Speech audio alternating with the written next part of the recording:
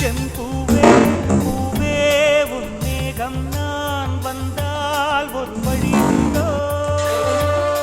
சாய்ந்தாடும் சங்கீத் துளி பட்டாலும்